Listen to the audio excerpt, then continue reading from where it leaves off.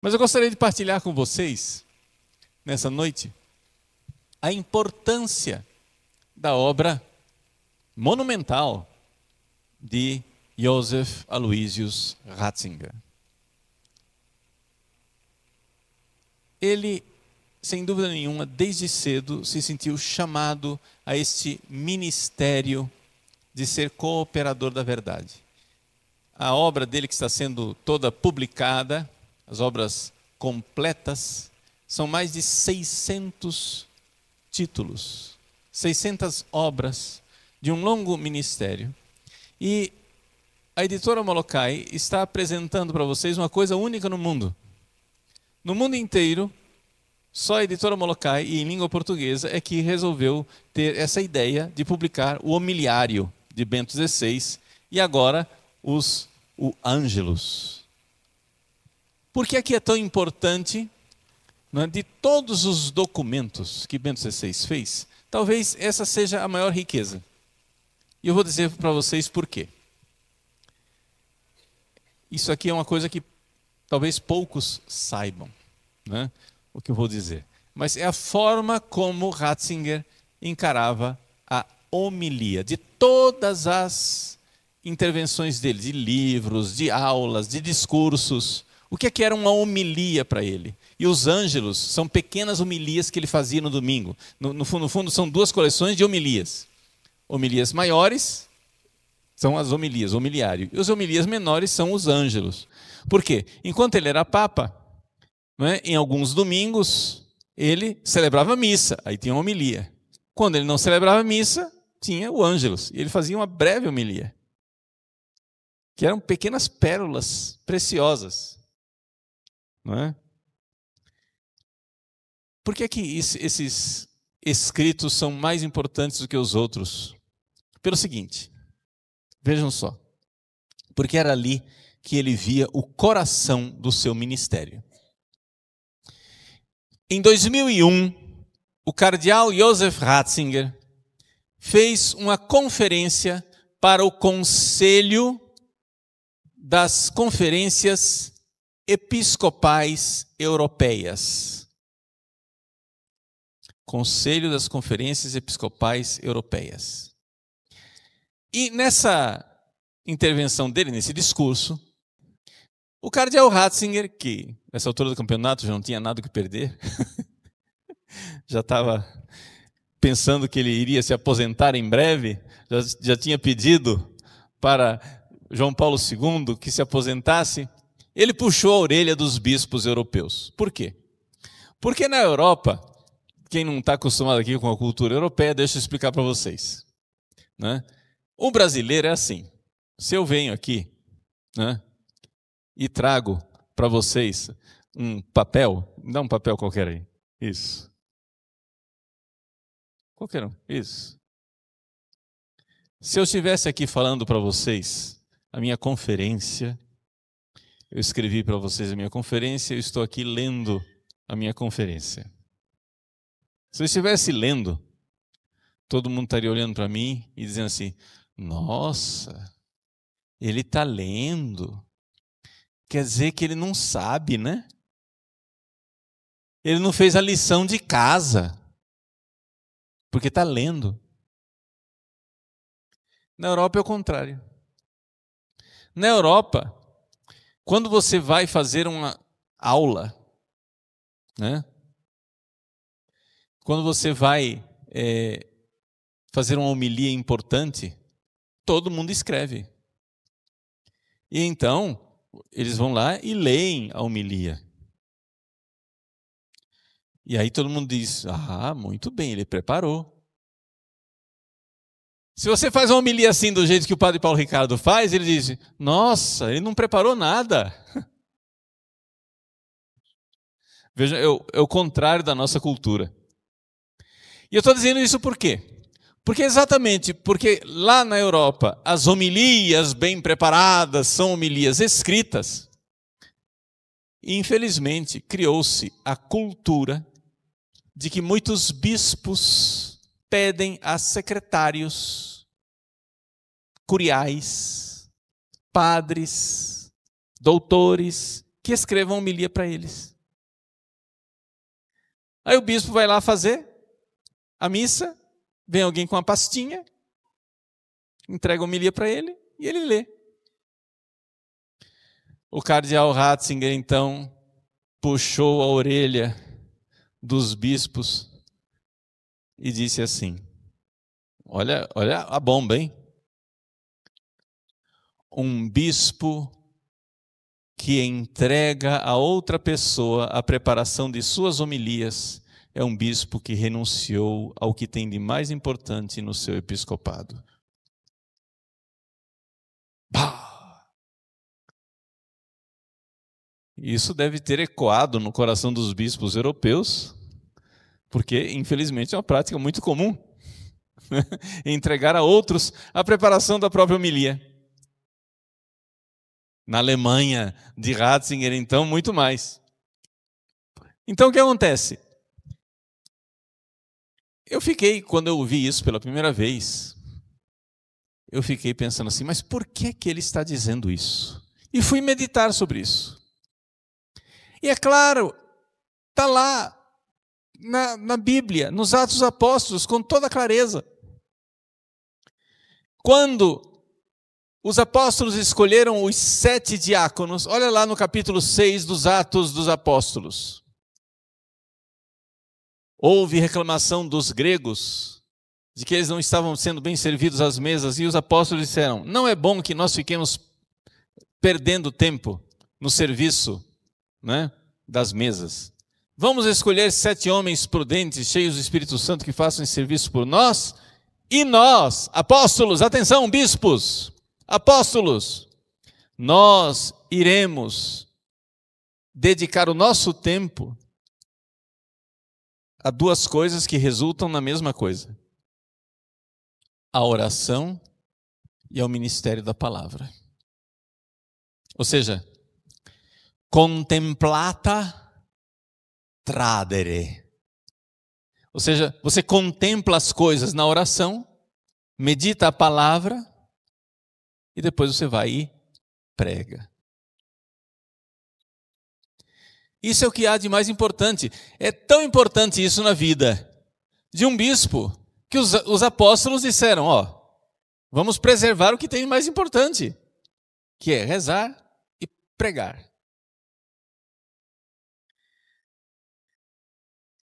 Com o passar dos anos, foi exatamente isso também que viveu o grande Santo Agostinho. Vocês sabem muito bem que Ratzinger era um grande discípulo de Santo Agostinho. Ele preferia Santo Agostinho entre todos os autores dos quais ele se alimentava. A conversão de Santo Agostinho aconteceu assim. Santo Agostinho, um dia, começou a ouvir Santo Ambrósio. Santo Ambrósio era um bispo que pregava. E Santo Ambrósio foi pregando e aquilo foi mexendo em Agostinho. Agostinho tinha ouvido falar que Ambrósio era um bom orador. E já que ele, o Agostinho pagão, o Agostinho herege, o Agostinho anticristão, era também um bom orador, disse: eu não acredito nessa balela do cristianismo, mas eu vou lá ouvir esse cara porque diz que ele é bom, né? Ele é um orador e tanto. Vou lá ver a oratória dele. E ouvindo Santo Ambrósio, Agostinho começou a se mexer por dentro. E começou a admirar Ambrósio. E então um dia ele foi lá na biblioteca ver Ambrósio estudar. E Ambrósio pegava o volume, lia, absorvido em oração, ficava embebecido com aquelas meditações, e você via claramente que alguma coisa estava funcionando dentro dele. Agostinho viu aquela seriedade de um homem contemplativo, e viu que aquelas pregações não saíam de um simples jogo de oratório, de marketing, de jogadas de advogado que sabe defender qualquer causa como um sofista, mas saía de alguém que viu a verdade e que era testemunha da verdade contemplada. Assim foi a conversão de Agostinho. E pensando nessas coisas, então, foi que eu fiquei com essa pulga atrás da orelha. Puxa vida, será que o Ratzinger vive isso que ele está falando? Aí ele foi feito Papa. Quando ele foi feito Papa em 2005, aconteceu uma coisa, e aqui eu conto para vocês a minha experiência pessoal. Pouca gente sabe disso.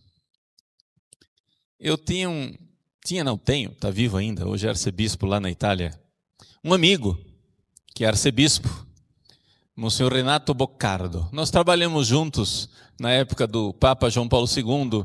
Ele era o responsável pelos Dias Mundiais da Juventude, Jornada Mundial da Juventude, etc. Então eu trabalhei junto com ele na Jornada Mundial de Denver, depois fomos para Manila, nas Filipinas, Paris, etc. e tal, as jornadas mundiais, né, no início do meu sacerdócio. E aconteceu que no final do pontificado de João Paulo II, ele tornou-se também responsável pelas viagens do Papa. Ele já era bispo, né? E então, Bento XVI foi eleito Papa, e ele, o Monsenhor Boccardo, subiu ao apartamento pontifício, no Palácio Apostólico, junto com os monsenhores da Secretaria de Estado, para preparar a viagem do Papa para a Colônia, na Alemanha, que já estava previsto que haveria o Dia Mundial da Juventude com o Papa na Alemanha. Foi a primeira viagem do Papa Bento XVI. A providência quis que a primeira viagem dele fosse exatamente para sua terra natal, a Alemanha. E então Bento XVI recebeu o Monsenhor Boccardo lá com a lista, a tabela lá de discursos que ele precisava fazer durante a viagem. E ele foi dando indicações de como fazer os discursos. Olha, esse discurso aqui você prepara desse jeito, assim, assim. Esse outro, assim, assim, assim, assim, assim. Quando chegou na homilia, ele disse: a homilia não. A homilia pode deixar que eu faço. Ou seja, os ajudantes do Papa Bento XVI na Secretaria de Estado preparavam tudo. Escreviam tudo. Depois era tudo revisado por ele, evidente. Mas ele não deixava que tocassem na homilia.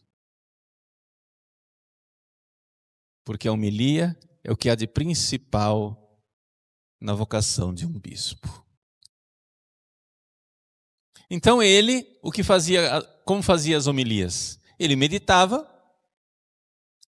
era a sua meditação, e com a sua meditação ele então gravava a homilia. E ele tinha um talento de escritor tão maravilhoso que ele, quando gravava as coisas, as secretárias, ele tinha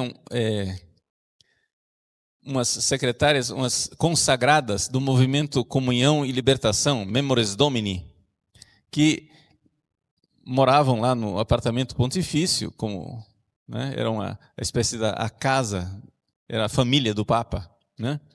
E elas então transcreviam a homilia dele, evidentemente em alemão, né? Transcreviam a homilia, ele pega, aquilo lá saía, gente, saía como se tivesse saído de um livro. Você praticamente não precisava corrigir nada. Ele então, né, revisava alguma coisa, era traduzido para o italiano, para a língua que fosse, e ele então fazia a homilia. Então vejam, as homilias do Papa Bento XVI não são qualquer coisa. Ali está o coração dele. Ali está o centro do que ele considera o seu ministério. O mais importante, o mais fundamental do seu ministério como Papa, como bispo. Pedro, tu me amas? Apacenta as minhas ovelhas. Simão, Simão, Satanás pediu para te peneirar, como se peneira o trigo. Eu, porém, roguei por ti. Tu, quando voltares, confirma os teus irmãos. Confirma a fé dos teus irmãos. Essa é a missão do Papa, essa é a missão do bispo. Então, cada Papa, a igreja dá papas com talentos e carismas especiais para momentos especiais. E é interessante que, num momento de grande confusão de ideias, a gente vê que o Papa Bento XVI, com aquela clareza dele, aquela tranquilidade, ele verdadeiramente foi colocando clareza nas pessoas. Clareza, com serenidade, com um tom absolutamente não polêmico. Isso é que é interessante dele. O Papa Bento XVI, né, mesmo quando era o prefeito da congregação para a doutrina da fé, era muito conhecido pela serenidade com que ele tratava os assuntos mais difíceis, mais polêmicos, né? E ele, de fato, né, com aquele tom sempre muito sereno, ia passando as ideias e prestando esse seu serviço humilde de cooperador da verdade, onde a forma de Bento XVI falar, você vê claramente que é a vitória das ideias e da verdade, e não a vitória da retórica e da forma. Ele tinha, sim, uma boa oratória, mas você vê claramente que não era uma presença, digamos assim, marcante. Se você for olhar, for comparar, por exemplo, João Paulo II e Bento XVI, você vê claramente que, para usar uma linguagem mundana, João Paulo II tinha muito mais presença de palco do que Bento XVI. Bento XVI era quase uma presença acanhada, ele entrava quase que pedindo desculpa de ele ser o Papa, né? Ele entrava quase dizendo assim: desculpa, gente, é o que tem para hoje. Mas com aquela sua serenidade, ele então fazia suas colocações, e quanto mais ele se afasta no tempo, mais a gente vê a sua estatura, a sua grandeza. Então, é por isso que nós estamos lançando nesta noite, né, essas homilias, e em breve, em uma semana, vocês terão também os ângelos, que são essas pequenas pérolas, pequenas homilias feitas a cada domingo. Elas servem muito para estimular a meditação pessoal, não é?